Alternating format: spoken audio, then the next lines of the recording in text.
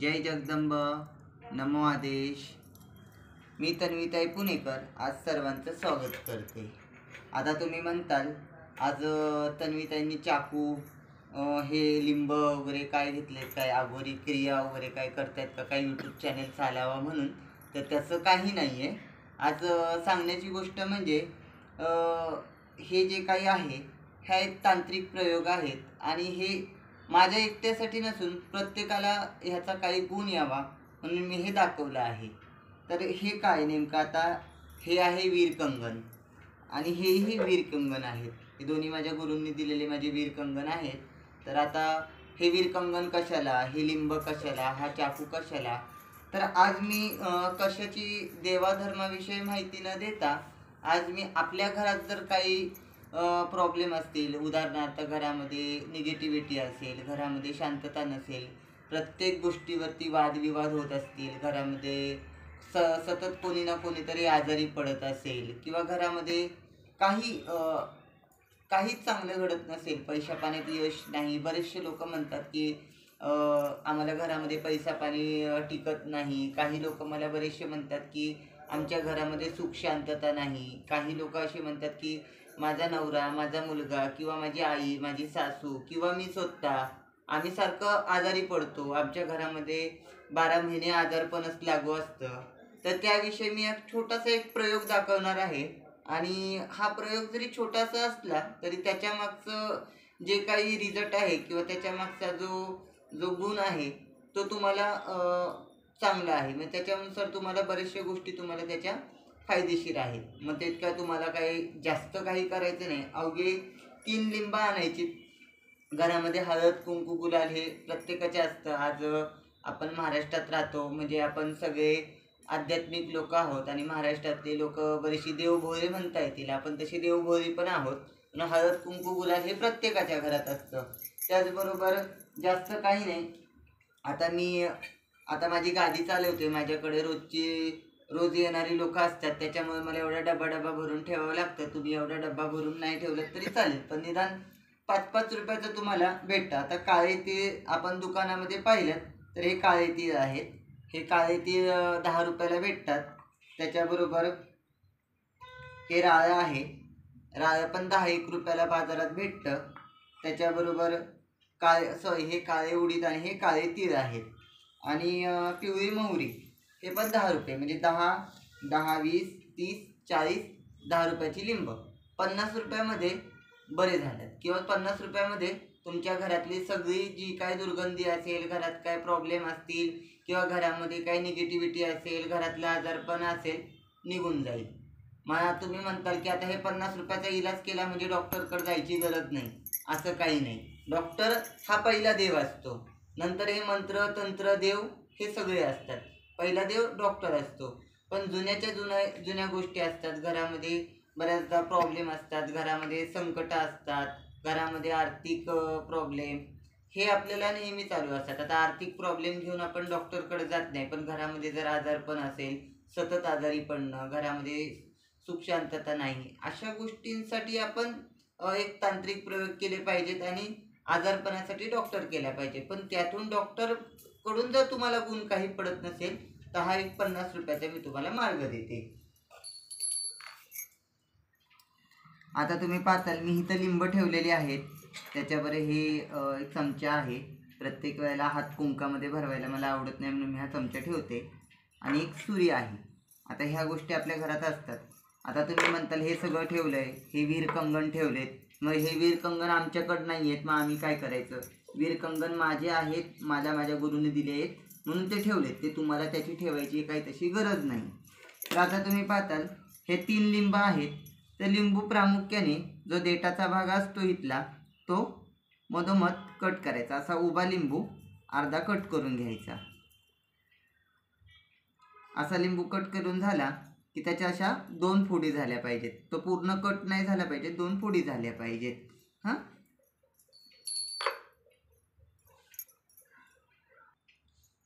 अशा प्रकारे आपण हे लिंब कट करून घेतलेले आहेत. आता हा पूर्ण कट न करता ह्याच्यामध्ये फक्त एक खड्डा व्हावा किंवा मध्ये एक भेग पडावी, यात आपण जे काय आता भरणार आहोत ते भरावं म्हणून हे आपण कट करून घेतलेलं आहे. तर आता हे कट करून घेतल्यानंतर काळं राळं, प्रामुख्याने हे काळं राळं हे प्रत्येक लिंबामध्ये थोडंसं काळं राळं भरून घ्यायचं आहे. असं थोडंफार हे प्रत्येक लिंबामध्ये काळं राळं आपण टाकून घेणार आहोत. आता तुम्ही म्हणताल ह्यानी नेमकं ह्या लिंबाने काळं राळाने ह्यानी काय होणार आहे? जसं आपण पाहिलं लिंबू जसा तारतो तसा मारतो. तर आपल्याला तारण करायचं आहे, मारण करायचं नाही आहे. आपल्यावरती जर कोणी दुष्ट प्रयोग केले असतील, आपल्या घरावरती किंवा आपल्या फॅमिलीवरती जर कोणी वाईट प्रयोग केले असतील किंवा आपल्या घरामध्ये नेहमीचे जी कोणती बाधा असेल, आता जर पाहायला गेलं तर प्रत्येक घरामध्ये काही ना काहीतरी प्रॉब्लेम असतात. कोण आजारी पडणं असतं, कोणाचे काही प्रॉब्लेम असतात. काही लोकांचे मला कमेंट येतात की कॉल येतात की ताई आमच्या घरामध्ये कोणीतरी काहीतरी केलेलं आहे किंवा आमच्या घरामध्ये आम्हाला थोडासा निगेटिव्हपणा वाटतो, आमच्या घरात कोणाचं तरी असण्याचं अस्तित्व वाटतं किंवा आम्ही जे काही कमवतो ते कधी आम्हाला पुरतच नाही, आम्ही कितीही कमवलं तरी आमच्याकडं राहत नाही. तर आता हे त्याच्या मागचा हा उपाय आहे. आपण हा तारक उपाय बघतोय. कधीही तारक पाहावं, मारक पाहू नये. त्यानुसार मी हा तारक उपाय दाखवते.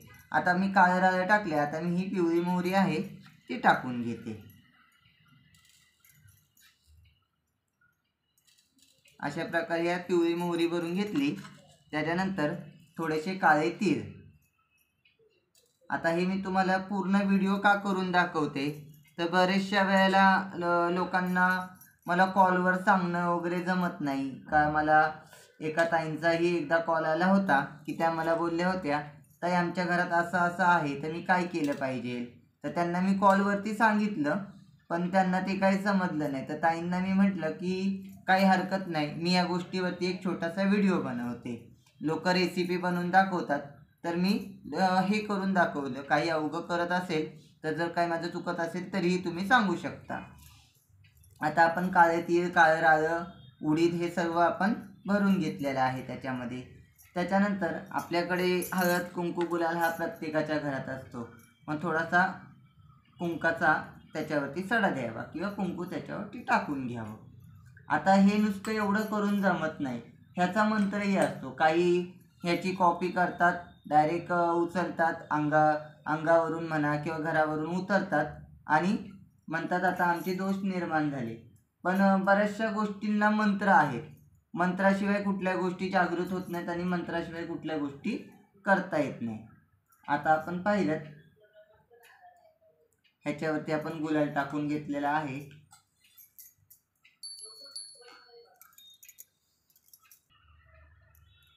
अशा काही गोष्टी असतात. आता आपण पाहत आहोत की आता आपण ह्या गोष्टी कशा करायच्या, काय करायच्या, ह्याचा मंत्र काय.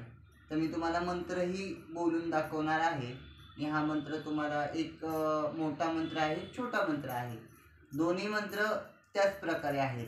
पण जो मोठा मंत्र आहे हा शाबर मंत्र आहे. बऱ्याचशा लोकांना शाबर मंत्र बोलायला जमतो किंवा नाही जमत. पण शाबर मंत्राद्वारे जर तुम्ही ही विधी करताय तर मी जास्त नाही पण एक 90% तरी, मी तुम्हाला 100% शाश्वती देत नाही. कधीही माणसाने स्वतःवरती जास्त ओव्हर कॉन्फिडन्स ठेवू नये म्हणून मी 90% सांगते. 90% तुमच्या घरामध्ये किंवा तुमच्या घरामध्ये जर कोण आजारी असेल त्यांच्यामध्ये किंवा घरामध्ये खूपच आर्थिक शारीरिक प्रॉब्लेम असतील त्याच्यामध्ये तुम्हाला यात फरक पडेल ही मी गॅरंटी देते. आता हा कसा करायचा आता पाहतालच तुम्ही. आता आपण इथे 3 लिंबामध्ये काळे तीळ, काळं राळं, काळं उडीद भरलेलं आहे. त्याच्यावर हळद, कुंकू, गुलाल घातलेला आहे आणि तिन्ही लिंबावरती आपण कापूर ठेवलेले आहेत. इथं 2 साधे कापूर आहेत आणि इथं थोडासा मी भीमसेन कापूर आहे. जर भीमसेन कापूर नसेल तुमच्याकडं तर तुम्ही साधा कापूरही वापरू शकता. पण जर भीमसेन कापूर भेटत असेल तर सोने पे सुहागा. त्याचप्रमाणे इथे आपण भीमसेन कापूर घेतलेला आहे. आता हा भीमसेन जो कापूर आहे आणि साधा कापूर आहे हे तिन्ही कापूर आपण प्रज्वलित करून घ्यायचे. जसं आपण देवाला कापूर प्रज्वलित करून घेतो तसा हाही कापूर आपण इथे प्रज्वलित करून घ्यायचा. आता हा कापूर प्रज्वलित जसा होतोय तर हा पूर्ण कापूर शांत होऊन द्यायचा. हा पूर्ण जळाला कापूर की हा शांत झाला त्याच्यानंतर मी तुम्हाला याची पुढची माहिती देते. आता बघा अशा प्रकारे आपण कापूर प्रज्वलित करून घेतला. आता हा कापूर आपल्याला थोडासा शांत झाला की याच्या पुढची विधी मी तुम्ही बघा आता काय होते. आता हा कापूर जसा जसा शांत होतोय तसा तसा आपण थांबायचा. आता बघा हा शांत झाला, हा शांत झाला, तर हाही शांत होतोय. पूर्ण कापूर थांबून द्यायचा. त्याच्या पुढची विधी जास्त अति काही करायची नाही, हात भाजू शकतो.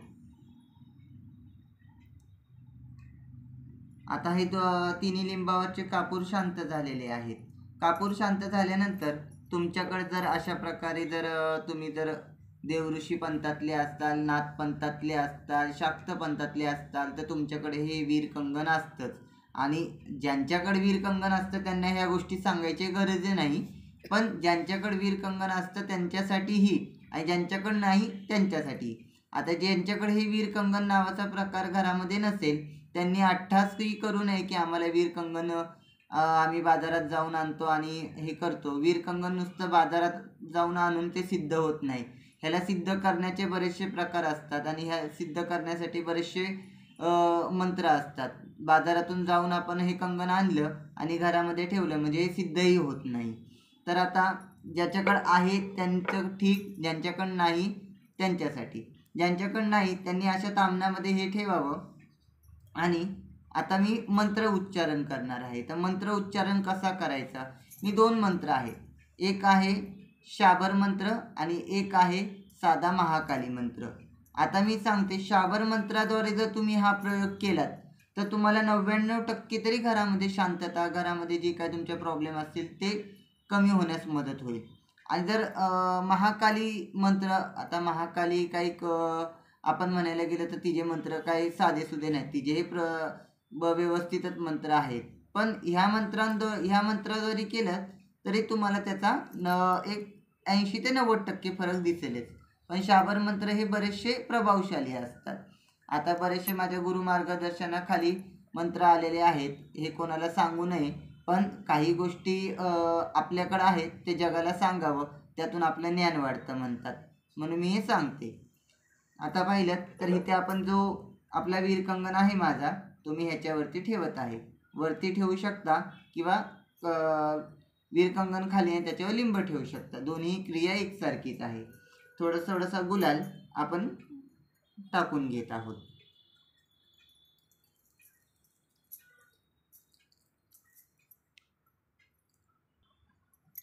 आता बरोबर आपला हा अंगठा आणि हे मधलं बोट हे आपल्या वीर कंगनावर ठेवा. जर वीर कंगन नसेल तर ते लिंबावरती ही आपली 3 बोटं ठेवा. आता प्रत्येकावरती कडे वीर कंगन नसतं म्हणून मी हे लिंबावर ठेवणार आहे. तर हा वीर कंगन मी इथून उचलून इथे ठेवत आहे. सर्व वीर कंगन सर्वांसाठी नाही, ज्यांच्याकडे आहे त्यांच्यासाठी वीर कंगनावर ठेवावं. ज्यांच्याकडे नाही त्यांनी आपली 3ही बोटं सरळ इथे ठेवावीत. मधलं बोट, अंगठा आणि हे. आता ही आपण 3ही बोटे इथे ठेवली. त्यानंतर एक मंत्र आहे. आता मंत्र मी हा थोडासा स्लोमध्ये बोलून तुम्हाला दाखवणार आहे जेणेकरून तुम्हाला कळावा. तर मंत्र अशा प्रकारे, ओम नमो नरसिंह पायी हार भस्मना योगिनी बंद डाकिनी बंद 84 दोष बंद अष्टोरशम व्याधी बंद खेदी खेदी भेदी मारे मारे सोखे सोखे ज्वल ज्वल प्रज्वल नरसिंह वीर की शक्ती पुरो. परत एकदा मी मंत्र बोलते. ओम नमो नरसिंह पायी हर भस्मना योगिनी बंद डाकिनी बंद 84 दोष बंद अष्टोशतम व्याधी बंद खेदी खेदी भेदी मारे मारे सोखे सोखे ज्वल ज्वल प्रज्वल नरसिंहवीर की शाकी पुरो. एवढं बोलून आपण आता आपले जी 3 बोटं आहेत ती काढायची आणि आपले ही 2 वंजळ सरळ करून ह्याच्यावरती अशी फूक मारायची. आणि जे काही तुमच्या घरामध्ये पीडित व्यक्ती असेल त्याच्यावरून तुम्ही हे उतरवा. जर घरामध्ये काही त्रास असेल तर तुमच्या दरवाज्यावरून तुम्ही 7 वेळा उतरून वाहत्या गंगेला हे सोडू शकता. किंवा वाहतं पाणी नसेल तर एखाद्या आड साईड एखादा 3 रस्ता म्हणा तिथे सोडा. 3 रस्ताही नसेल, एखादी कुठेतरी मोकळी जागा असेल, एखादं झाड असेल त्या झाडापाशी सोडू शकता. किंवा झाडही नसेल तर एखादी अशी जागा असेल की जेणेकरून तिथं कोणाचा पाय लागणार नाही किंवा तिथं कोण तिथे त्याला शिवणार नाही. अशा जागी आपल्या घरातली काही घाण असेल ती लोकांच्या पायाखाली जावी आणि त्यांना तो त्रास व्हावा असंही झालं नाही पाहिजे. त्याच्यामुळे अशी कुठली जागा बघायची, अशी आउटसाईड किंवा अशी एखादा कॉर्नर बघायचा, तिथे हे सोडून द्यायचं. जर वाहती गंगा असेल, वाहत्या गंगेला सोडलं तर अतिउत्तम. आता आपण साधा आणि सोप्पा जो मंत्र मी महाकालीचा सांगितला तो पाहणार आहोत. आता त्याच प्रकारे ही 3 बोटं इथे ठेवायची.